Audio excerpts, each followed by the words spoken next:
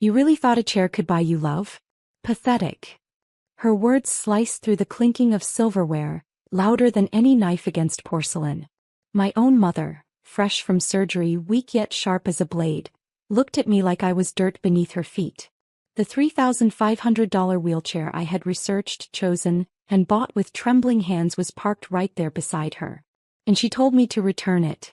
Said she'd rather crawl than accept a favor from me. The laughter that followed hit harder than her words.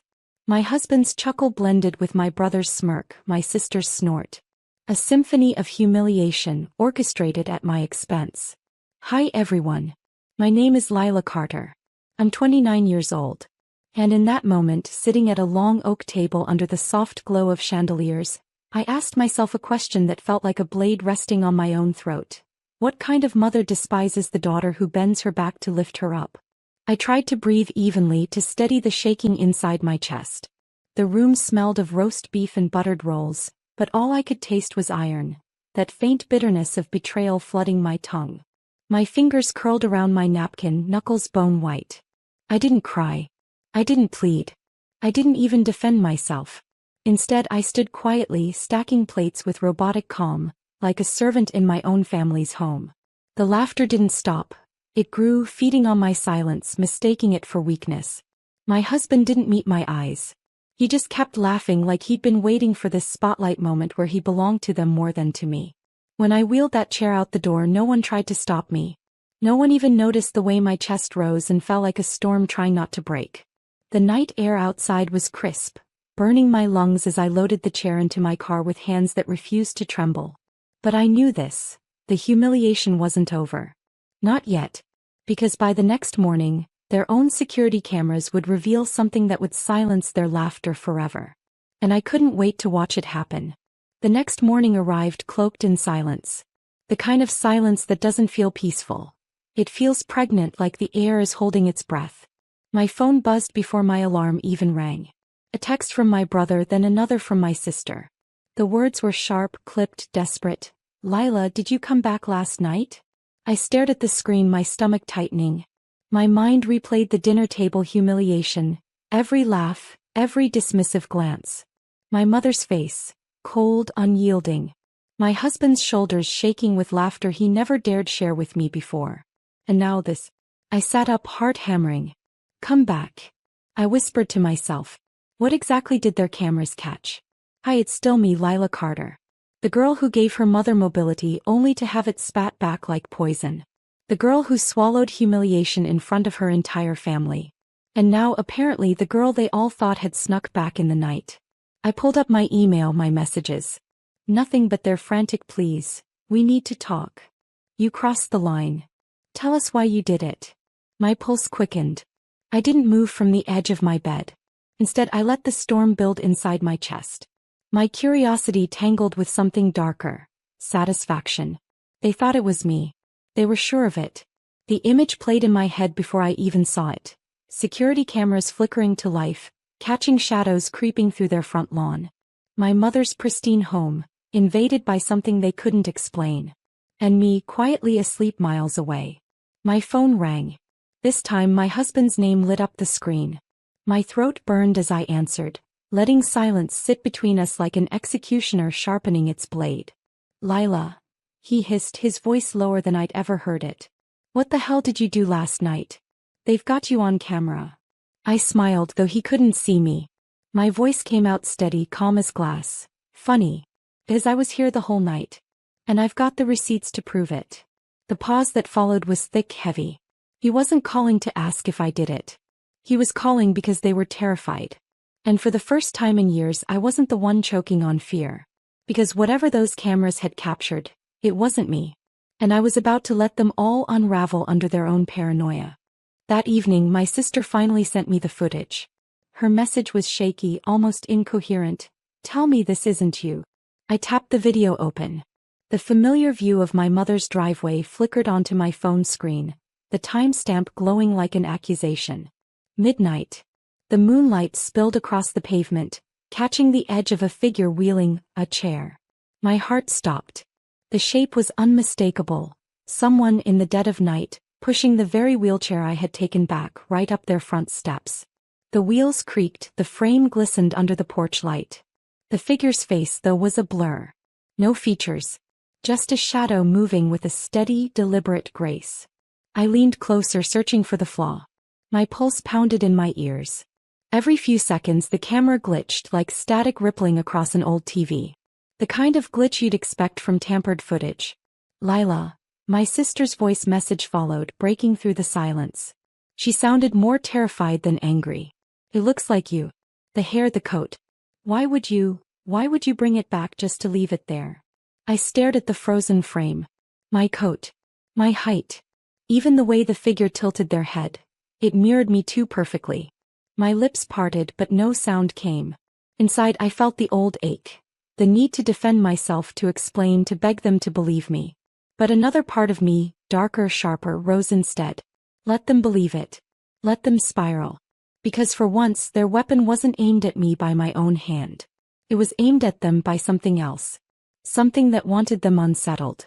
When I called my husband back, he sounded brittle, like glass ready to shatter. "Lila, if this is your idea of revenge, stop. It's sick." I inhaled slowly, letting silence stretch.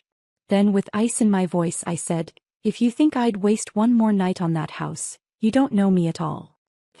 I hung up. My reflection stared back at me from the black screen of my phone. I should have been afraid. But instead, for the first time in years, I felt powerful. Because the cameras had turned the tables. And soon their laughter would rot into fear. By the next morning, my mother's voice was the one cracking through the phone. Not sharp, not venomous, shaken. "Lila," she whispered, and for a moment I almost didn't recognize her tone. "The chair. It's in the living room now." My blood ran cold. I gripped the phone tighter, pressing it against my ear like I could catch every trembling breath. "What are you talking about? You said it was on the porch." "It was," she rasped. "But when I woke up this morning, it was here. By my bed." I closed my eyes, 1,000 thoughts colliding. Either someone was playing a cruel trick, or something unexplainable had slipped into their perfect little fortress. Either way, it wasn't my burden. Not anymore. "Hi, it's still me, Lila Carter. Daughter of a woman who once told me I was a mistake. Wife of a man who laughed at me until tears streamed down his face. For years I've been their scapegoat, the butt of every cruel joke. But this time their fear wasn't mine to carry." "You think I broke in and wheeled it by your bed?" I asked, my voice low, steady. "You think I'd risk everything just to make a point?" Silence. Then faintly the sound of her sobbing. My mother, who had never once cried in front of me, was choking on her own terror. That's when I realized something. The house that had always been a stage for my humiliation had turned against them. Me. I was finally free of its walls. I pulled back the curtains in my apartment, watching sunlight spill across the floorboards. The world outside moved on, traffic buzzing, birds darting through the sky, while my family drowned in their own paranoia. A smile tugged at my lips, small but undeniable. For the first time, it wasn't me explaining, defending, or proving. It was them. And I wasn't going to save them from it. Because sometimes revenge doesn't come in the shape of a strike. Sometimes it's the silence you leave behind. That afternoon I got a call from my husband. His voice was tight, almost hoarse, like he hadn't slept. "Lila." It moved again. I let the words sink in, savoring the weight of them. "What do you mean?" He exhaled sharply. "The chair. It's not by her bed anymore. It's in the dining room. Right where you stood last night, clearing the plates." A chill rolled down my spine, but I didn't let it show. "Sounds like your problem, not mine." "Don't play games with me," he snapped. But beneath the anger I heard fear. Real fear. The kind that eats through a person's bravado and leaves them hollow. I hung up before he could say more. By evening I had the footage myself. My brother sent it this time, his message frantic. "Lila, you need to see this. Tell me what's happening." The video loaded. Same angle, same static glitches. The figure appeared again, pushing the wheelchair across the living room floor. No sound, no expression, just steady motion. But here's the part that froze my breath. When the figure passed beneath the chandelier, the face flickered into view. It was me. My face. Every detail down to the faint scar on my left eyebrow. But I knew where I had been that night, curled up on my own couch, scrolling through rental listings, documenting every second with time-stamped receipts. Still, the camera swore it was me. I replayed it again and again, waiting for the illusion to crack. But each time my likeness stared back, haunting the halls of the very house I had abandoned. For years my family treated me like the ghost in the room. The afterthought. The disappointment. No. Their own cameras were showing them exactly that. A ghost with my face. I almost laughed. Because whether it was sabotage, a glitch, or something neither of us could explain, one truth was undeniable. They were finally afraid of me. And I had no reason to correct them. The next night my phone lit up at 2:17 a.m. My sister's name flashed across the screen. I almost let it ring, but curiosity clawed me awake. Her voice was frantic, broken. "Lila, it's in my room now." I sat up, heart thundering. "What is?" "The chair," she gasped. I locked my door. I swear I locked it. But when I woke up, it was sitting in the corner. Facing me.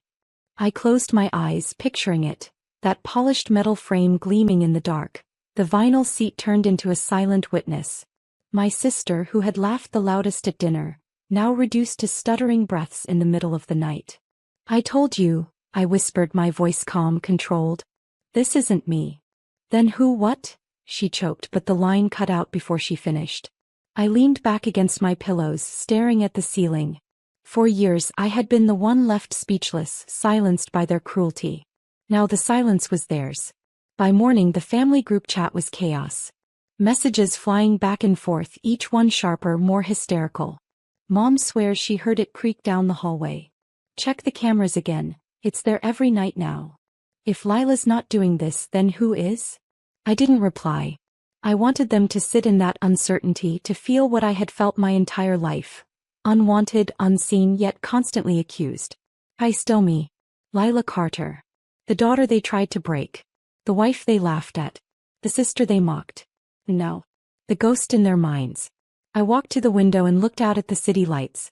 People below hurried through their lives, untouched by my family's unraveling. For once, their misery was self-contained. And I realized something chilling, something beautiful. I didn't have to lift a finger. They were destroying themselves piece by piece. All I had to do was let the chair roll. By the weekend they couldn't take it anymore. My brother demanded we all meet at my mother's house. To clear the air, he said. I knew what that really meant. They wanted to corner me, force me to confess to a crime I hadn't committed. I went. Not because I owed them anything, but because I wanted to watch. The air in the house was thick, charged, like a storm waiting to break. My mother sat rigid at the dining table, pale and gaunt. My sister paced the length of the room, muttering under her breath.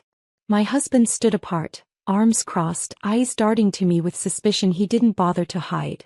The wheelchair sat against the wall. Silent. Innocent. "Why are you doing this?" my brother finally snapped, slamming his palm on the table. "First you humiliate Mom with your stunt, then you sneak back here every night. What do you want from us, Lila?" I leaned back in my chair, calm as stone. "Do you have proof it's me?" he faltered. My sister whirled around, hair sticking to her damp face. "The cameras show you. Your face, your clothes, your everything. Who else could it be?" I let the silence stretch until it cut through their panic. Then softly I said, "Maybe you should ask yourselves why the house wants me here more than it wants you." Their eyes widened. My mother's lips trembled, but no sound came. Just then a faint creak echoed down the hall. Every head turned. The wheelchair had shifted, barely an inch, but it was enough. None of us had touched it. My sister screamed. My brother cursed. My husband muttered something under his breath, backing away from the wall like the chair might leap at him. I simply smiled, my heartbeat steady. For once I wasn't the outcast. I was the center of their fear, their obsession, their unraveling. And in that moment I knew my revenge was complete. But one final twist remained, one last truth they'd never see coming. The house had gone quiet. My brother had stormed out, my sister locked herself in the guest room, and my husband sat hunched in the corner, whispering to himself. My mother remained frozen at the dining table, eyes fixed on the chair like it held her life in its wheels. I stood slowly, every movement deliberate. The wooden floor groaned beneath me, each step pulling their attention tighter around my throat. I walked to the wheelchair and rested my hand on its cold frame. "You think I did this?" I said, my voice low even. That I'd waste my nights haunting you with a gift you spat on. No one answered. I leaned down, my reflection glinting in the polished steel. But the truth is, I don't need to lift a finger. This house is showing you what I've lived my whole life. The ghost you created when you decided I wasn't enough. When you laughed at me. When you made me invisible. My mother flinched, her lips parting. But no words came. I straightened, letting my gaze sweep the room. Now you finally know what it feels like to choke on fear. To doubt your own reflection. To see shadows where there are none. That's not me doing it. That's your guilt. The air thickened. The chair gave the faintest creak as if agreeing. My husband cursed under his breath and bolted for the door. My sister followed, sobbing. My brother's car roared to life outside. And my mother, my proud, cruel mother, sat trembling, her hand clutching her chest. For the first time in my life, she didn't look at me with scorn. She looked at me with something far more satisfying. Terror. I didn't shout. I didn't explain further. I simply pushed the chair toward her, its wheels whispering across the floor, then turned and walked out without looking back. The night air hit me like a baptism. Cool. Cleansing. Free. Their house could keep its ghosts. I was done carrying them. And as the door closed behind me, I felt it. Quiet, steady, absolute. Justice.